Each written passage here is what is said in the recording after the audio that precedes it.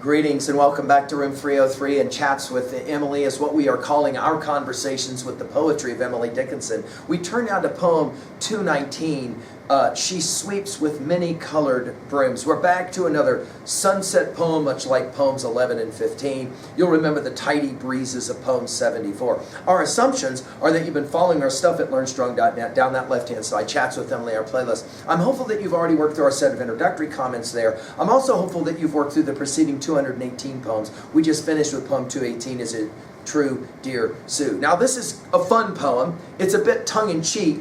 She's going to play around with the idea of a scatterbrained housewife as nature and the sunset.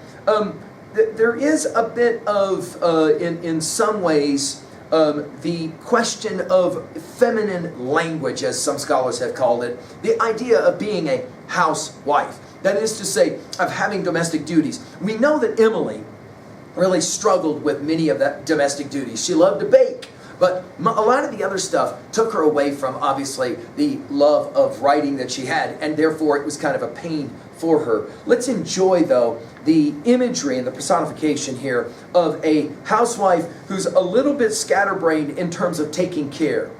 She sweeps with many colored brooms and leaves the shreds behind. Oh, housewife in the evening west, come back and dust the pond. You dropped a purple raveling in, you dropped an amber thread, and now you've littered all the east with duds of emerald. And still she plies her spotted brooms, and still the aprons fly, till brooms fade softly into stars, and then I come away. I love all the S sounds at the end of this poem, which have that sh, sh, sh sound of course, a broom that is sweeping. Notice what exactly is it that she's playing at here? Well, she, of course, the first word of the poem is what nature, sunset, sweeps with many colored brooms. The idea that sunset is majestic, and she's played this game already, and leaves the shreds behind. In other words, she's not very good at cleaning up, if you will. Oh, housewife. 7 poems will play the game of housewife, especially poem 154 and 187. In poem 154, already you'll remember that she played around with the idea of the housewife, the smallest housewife in the grass, yet take her from the lawn, and somebody's lost the face that made existence home. Playing a very similar game you'll remember in 187. Oh, housewife in the evening west, come back and dust the pond. In other words, hey, you haven't finished everything entirely yet. And you can almost hear behind this, and this is again why we call these conversations Chats with Emily.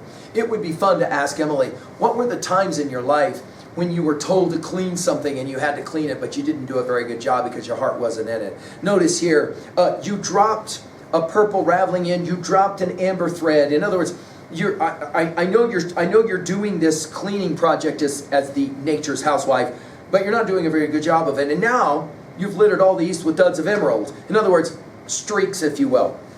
You're cleaning, but it's only in some ways halfway done. It's a brilliant way to think about the evening and the sunset coming in. And still, notice again, we've commented on her use of the word still. I think T.S. Eliot learned to use the word still from his study, right? We must be still and still moving when he plays that game. And still, she plies her spotted brooms. We're back from many colored brooms to spotted brooms.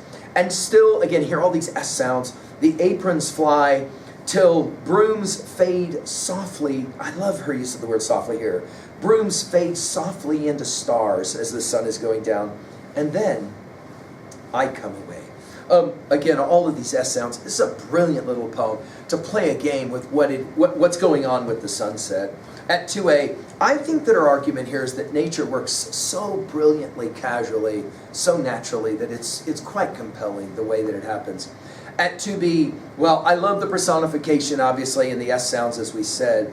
At 3a, we're going to get the poem 318, and we're going to play around with that one. It will read like this. I'll tell you how the sun rose, a ribbon at a time. The steeple swam in amethyst, the news like squirrels ran.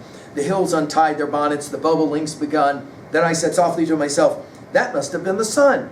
But how he said, I know not. There seemed a purple stile, that little yellow boys and girls were climbing all the while, till When they reached the other side, Adomini and Gray put gently up the evening bars and led the flocks away. It's gonna be a lot of fun to study that one.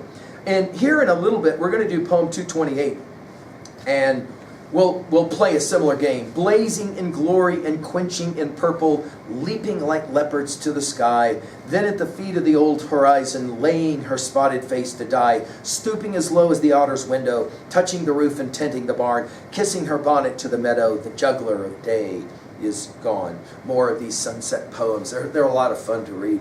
Finally, at 3B, what was a time when you enjoyed the casualness of nature, the majesticness and casualness of nature? And of course, are you a sunset lover? Living out here in Wyoming and Montana, I know that we do love the sunset. Thank you.